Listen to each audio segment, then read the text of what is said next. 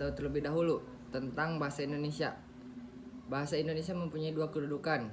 Satu, bahasa Indonesia menjadi bahasa nasional, dan yang kedua, bahasa Indonesia menjadi bahasa negara. Bahasa nasional adalah bahasa yang secara umum digunakan untuk berhubungan atau berkomunikasi antar suku atau daerah.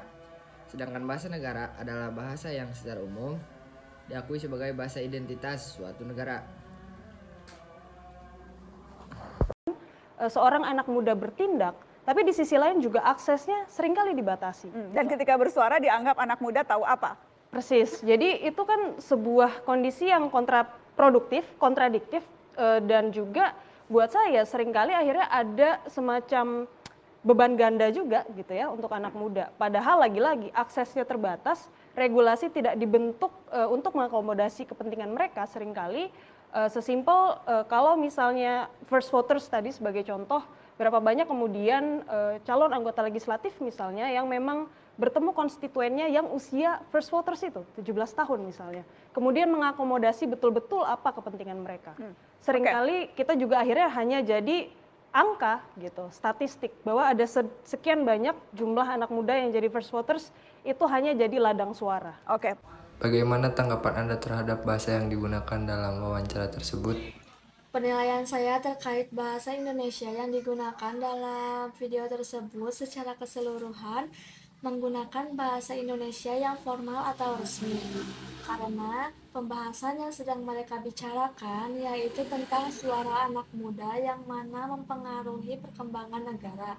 Sehingga mereka membicarakannya menggunakan bahasa Indonesia yang jelas dan tegas agar masyarakat khususnya anak muda memahami dan tidak takut lagi untuk bersuara atau menyampaikan pendapatnya.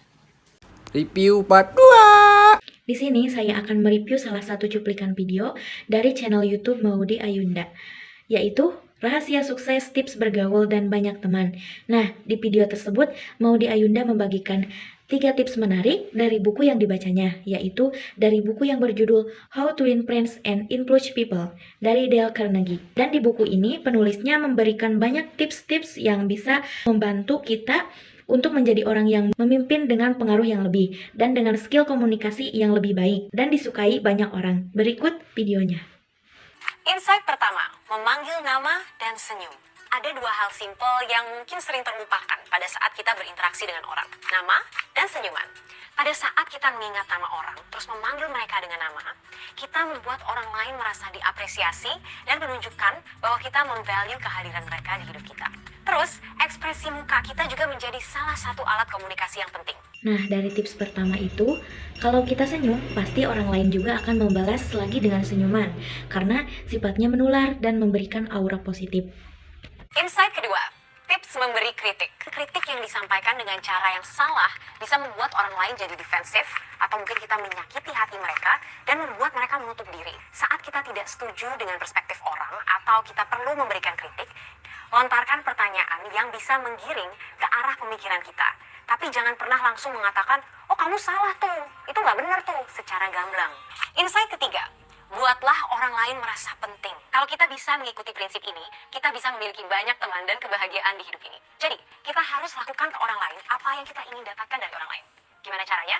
Ternyata cukup simpel. Misalnya, pada saat kita ngomong, maaf ya ngerepotin, atau boleh tolong nggak, terima kasih banyak. Hal-hal ini mungkin terkesan kecil, tapi dengan begini kita memberikan apresiasi dan mengakui value orang tersebut di hidup kita. Satu lagi tip untuk membuat orang lain merasa penting, pada saat kita ngobrol dengan seseorang, coba deh obrolin hal-hal tentang lawan bicara kita. Jadi, kita banyak bertanya tentang hidup mereka. Pasti mereka akan merasa penting dan akan lebih semangat berinteraksi dengan kita. Menurut saya, video ini cukup mudah dimengerti, dan buku itu sangat berlaku sekali karena mengingatkan kita tentang hal-hal cukup dasar ya, tapi mudah terlupakan, seperti senyum tadi, mengingat nama orang, menjadi pendengar yang baik, dan sebagainya. Nah, menurut saya, video tersebut memakai bahasa Indonesia nasional karena digunakan dalam kehidupan sehari-hari seperti berinteraksi dengan orang lain di tempat umum. Namun, di sini berinteraksi atau menyampaikan sesuatu melalui video dan dimasukkan ke media sosial. Mungkin itu video dari saya, mohon maaf, masih banyak kekurangan. Saya, perwakilan dari kelompok 5, mengucapkan terima kasih atas perhatiannya. Semoga bermanfaat. Wassalamualaikum warahmatullahi wabarakatuh.